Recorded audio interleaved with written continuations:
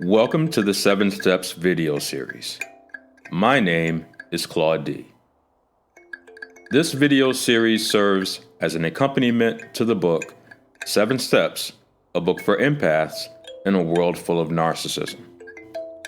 Check the link below for a copy of the book and hit the subscribe button for more videos. I hope you find these informative and that they provide a path to peace. This series highlights the 7 narcabuse tactics outlined in the book. This is the 6th. This is mirroring. Mirroring is a psychological abuse tactic employed by narcissistic individuals or narcissists. Mirroring is how narcissists create themselves as the perfect friend or mate for the purpose of grooming their victims into being a source of supply they can benefit from. When mirroring, a narcissist will study their victims' likes, dislikes, dreams, and insecurities in order to create a false self that perfectly mimics or mirrors their victim, making them think that they have found the most ideal relationship. They use this information to groom victims into being a source of narcissistic supply, defined as extreme praise or pity. Mirroring, like isolation and love bombing, is a grooming tactic narcissists tend to use at the beginning of a relationship.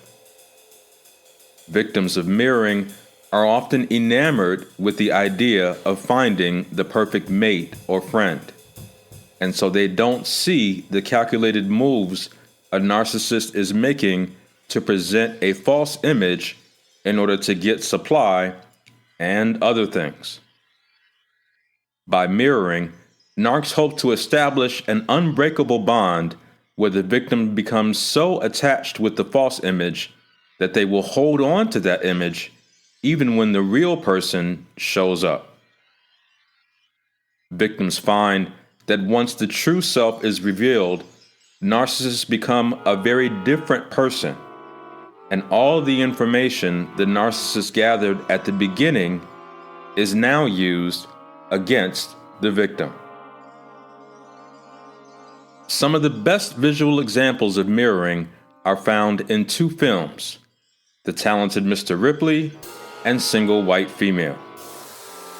In both films, the antagonists create themselves as the perfect new friend or complement to their victim.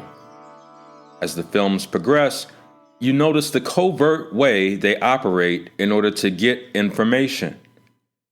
The victims buy into this image and even begin to absorb the responsibilities of their abusers, as they have equated protecting their livelihood with the abuser's livelihood. At some point, the victims realize that their abuser is offering a creation that is false and was only done to covet the lifestyle of their victims. In both films, the antagonist reaches a point where destruction and violence become necessary in order to keep the fake image alive. As their victims begin to catch on to who they are, they fear exposure and losing all the things they have coveted. Not all stories about mirroring end with such tragic conclusions, but what's most important to notice is how difficult it is for the victims and the abusers to give up the fake image once the victim has bought into it. Mirroring is how narcs hone in on a victim's vulnerabilities and insecurities so that they can offer them immediate validation, and so that the victim feels that their bond is unbreakable. Just like in the films mentioned, mirroring can happen in friendships and in work relationships, but it is particularly effective in romantic relationships, as narcs know how important it is that people feel like they have found the perfect mate. And, just like in the films, victims find that the fake self they were offered and the real self that they've had to discover are so dichotomous that the new best friend they thought they found has now become their new arch enemy. If you think that you have been a victim of mirroring, then I would invite you first to do what a narcissistic individual cannot do: reflect.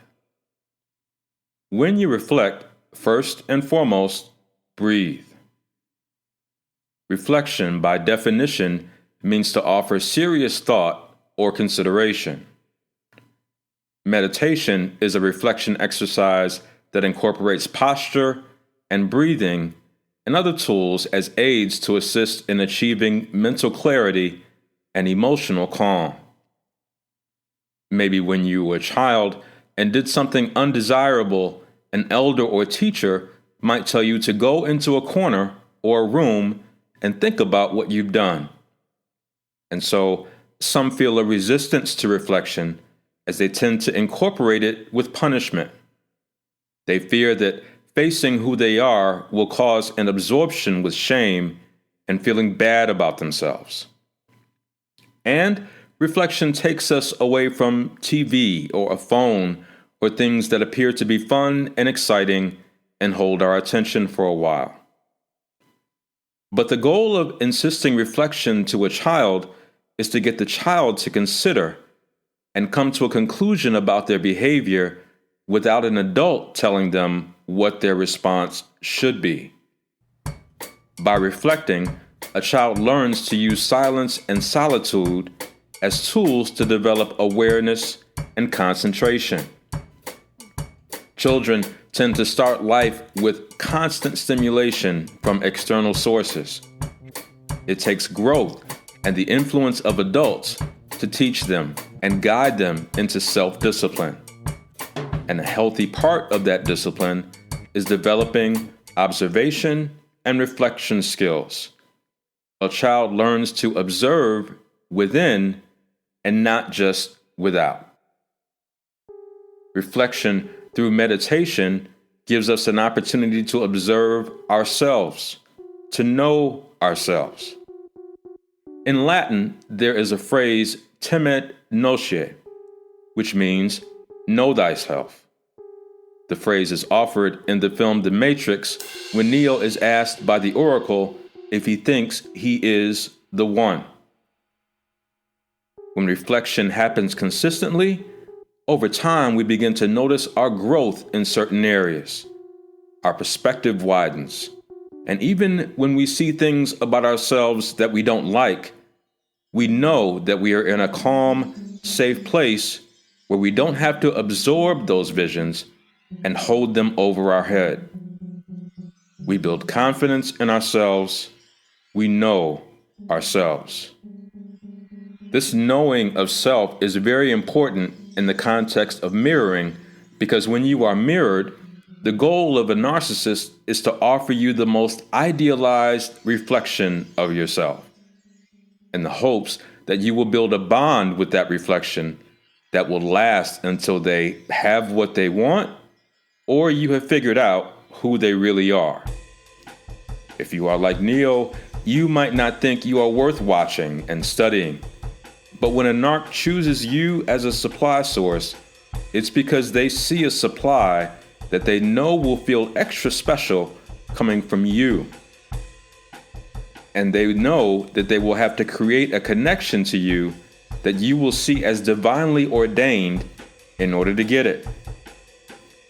And so when they mirror you, they study you, and they offer themselves as the perfect form of constant stimulation to take you back to that childlike state where knowing who you are is unnecessary. They often couple mirroring with isolation so that they don't have to be in competition with reflections you have in other relationships. No two people ever see everything the same, but imagine someone always agreeing with your perspective. Imagine someone always coming to the same conclusions you come to. Who would have to grow and set goals if someone was telling them they had already arrived? Who would have to look at themselves and examine their behavior if someone was always in their corner telling them they were always right? This idealized reflection is easy for a narcissist because they have little or no authentic self. Who they are is made up of choices they have made for supply and external validation. As slaves to this validation, they are not good at voicing unpopular opinions or being a lone wolf. People grounded in who they are don't have a large appetite for external validation. In fact, they tend to be suspicious if the validation appears inauthentic, rushed, or comes on too strong.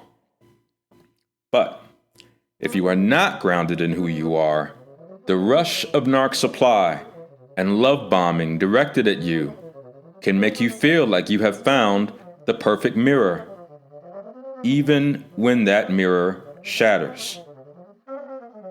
Once you are onto them, and you have little appetite for this idealized self they have presented to you, is when you will begin to see who they truly are.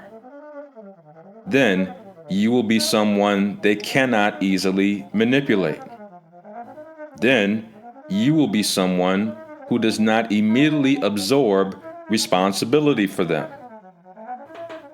Narcissists know that for many empaths, observance and absorption go hand in hand. Once narcs know you have built a bond with the false image they've offered you, they know that getting things from you will be as simple as baiting you, or creating a scenario where damage or injury to the narcissist feels like damage or injury to yourself. Because again, who wouldn't want to help their soulmate or take on the challenges of the one who consistently validates them? The skill of observance without immediate absorption is built through meditation. Meditation is how you develop an appetite for silence and solitude.